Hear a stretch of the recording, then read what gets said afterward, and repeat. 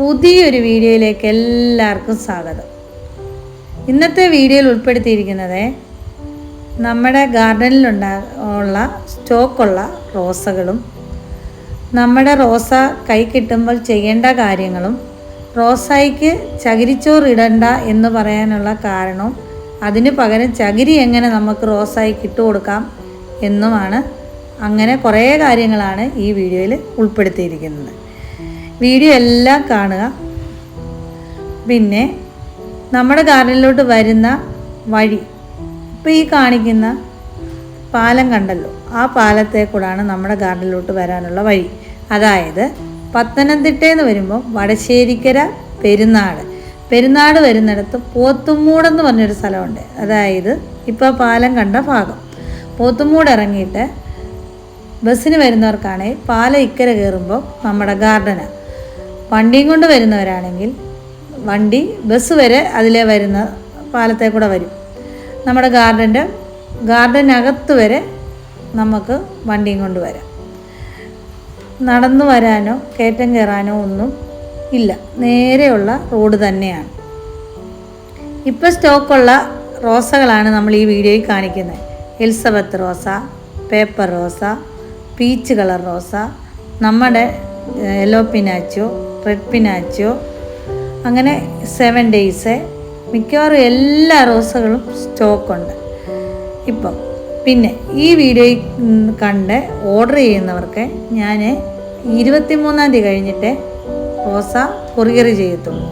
കഴിഞ്ഞ ആഴ്ചത്തെ കൊറിയർ കുറേ ബാലൻസ് ചെയ്യാനുണ്ട്. അത് നമ്മൾ തിങ്കളും ചൊവ്വായും ചെയ്യും. തിങ്കളും ചൊവ്വായും കൊണ്ട് നമ്മുടെ കൊറിയർ ഈ ആഴ്ചത്തെ നിർത്തും. അത് കഴിഞ്ഞിട്ട് ഓണത്തിൻ്റേതായ കുറേ പ്രോഗ്രാമുകളും കാര്യങ്ങളും ഉണ്ട്. പിന്നെ അവധിയാണ് അടുത്ത ദിവസങ്ങളിൽ വരുന്നത്.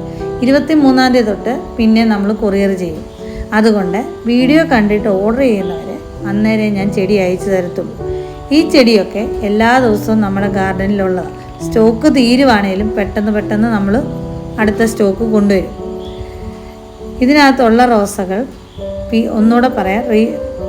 റെഡ് പിനാച്ചിയോ, നമ്മുടെ ഡബിൾ ഡിലൈറ്റ്, പിന്നുള്ളത് പീസാ ലവ്, പേപ്പർ റോസ, ഓർക്കിഡ് റോസ റെഡ് ഉണ്ടായിരുന്നു, മൊത്തം ഓർഡറായി. അതുകൊണ്ട് ഇനിയും വരുമ്പോഴേ അത് ഓർഡർ ചെയ്യാൻ പറ്റത്തുള്ളൂ. പേപ്പർ റോസ, കാശ്മീർ റോസ, പിന്നെ 7 ഡേയ്സ്, നാടൻ മഞ്ഞ, പീച്ച് കളർ റോസ, എലിസബത്ത്, അങ്ങനെ മിക്കവാറും എല്ലാ റോസകളും എല്ലാവരും തിരക്കുന്നുണ്ടായിരുന്നു. പക്ഷേ ഓർക്കിഡ് റോസ മാത്രം ഇപ്പോൾ എൻ്റെ കയ്യിലില്ല. മിക്കവാറും 1-2 ദിവസത്തിനകം ഓർക്കിഡ് റോസ വരുമായിരിക്കും. അങ്ങനെ ഉണ്ടെങ്കിൽ ഞാൻ വീഡിയോ ചെയ്യും. ചെറിയ വീഡിയോ ആണെങ്കിലും ചെയ്ത് നിങ്ങളെ അറിയിക്കും. പിന്നെ നമ്മുടെ ഈ റോസകളൊക്കെ നമ്മൾ വീഡിയോ ചെയ്യുന്ന സമയം, അതായത് ഒരു 3 വർഷമായിട്ട് നമ്മൾ സെയിൽ ചെയ്യുന്ന റോസകൾ തന്നെയാണ്. ഇതൊക്കെ ഒരുപാട് വാങ്ങിച്ചിട്ടുള്ളത് തന്നെ എല്ലാവരും. നിറയെ മുട്ടുകളോട് കൂടിയൊക്കെ നല്ല ഹെൽത്തി ആയിട്ടുള്ള പ്ലാന്റാണ്. ഞാൻ ഈ വീഡിയോയിൽ കാണിക്കുന്ന റോസയൊക്കെ നമ്മൾ ഒരാഴ്ച കൊണ്ട് സെയിലാകുന്ന റോസകളാണ്. പിന്നെ നമ്മൾ പുതിയ സ്റ്റോക്ക് കൊണ്ടുവന്നാണ് അടുത്ത വീഡിയോ ചെയ്യുന്നത്. അതുകൊണ്ട് വീഡിയോയിൽ കാണിക്കുന്ന റോസകൾ തന്നെയാണ് നമ്മൾ തരുന്നത്.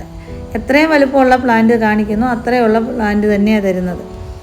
മുട്ടുകളും പൂക്കളും ഉള്ള റോസകളാണ് കൂടുതലും അയച്ചു തരാൻ നോക്കുന്നത്. പിന്നെ മഴ കാരണം പൂക്കളൊക്കെ കൊഴിഞ്ഞാലും റോസ മാറിപ്പോകാറില്ല. അത് തന്നെ. പിന്നെ എന്തെങ്കിലും കാരണവശാൽ റോസ മാറിപ്പോവോ വെക്കാൻ മറന്നുപോയി ചെയ്താൽ രണ്ടാമത് അയച്ചു കൊടുക്കാറുണ്ട്. അങ്ങനെ വാങ്ങിച്ചിട്ടുള്ളവർക്കെല്ലാം അറിയാം.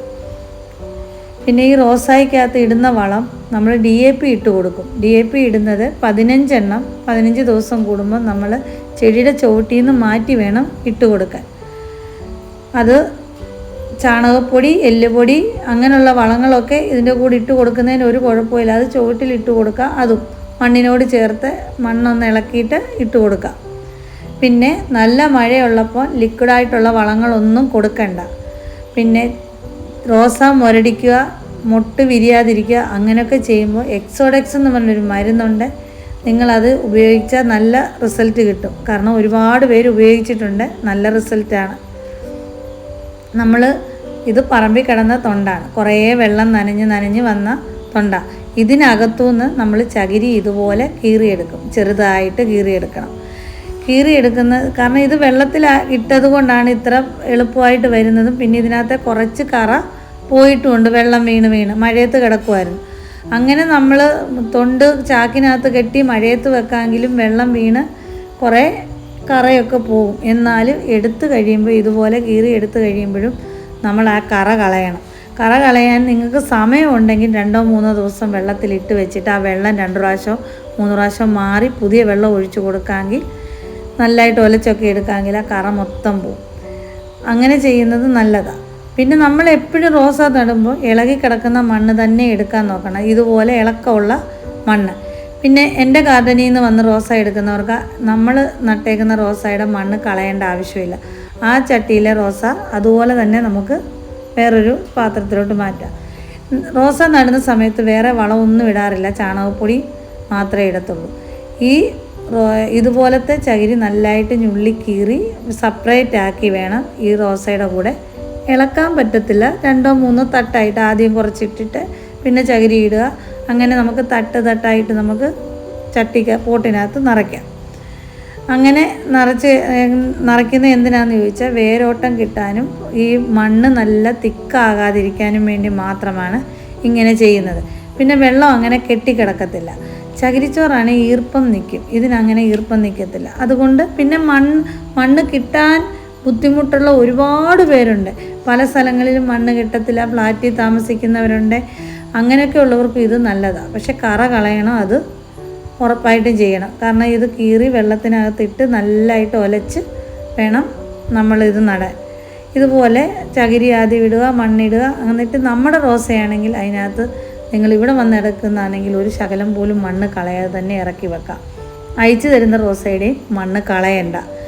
നമ്മൾ തരുന്ന റോസയുടെ ഒരു കവറിനകത്തിട്ട് നമ്മൾ റബ്ബർ ബാൻഡ് ഇട്ടാൽ തരുന്നത്. ആ റബ്ബർ ബാൻഡോടെ വേണം വെള്ളത്തിൽ ഇറക്കി വെക്കാൻ.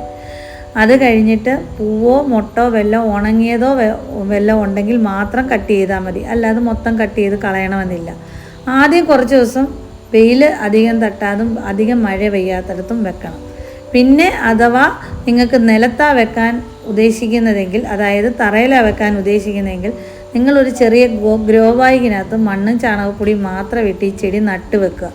നല്ലതായിട്ട് കിളിർത്തതിന് ശേഷം രാവിലെയോ വൈകിട്ടായിരിക്കും എപ്പോഴും നല്ലത്, ഒരു കുഴി കുഴിച്ചിട്ട് ഈ കവറ് കീറി ഈ പ്ലാന്റ് ഇറക്കി വെച്ചാൽ നിലത്ത് നല്ലതായിട്ട് പിടിക്കും.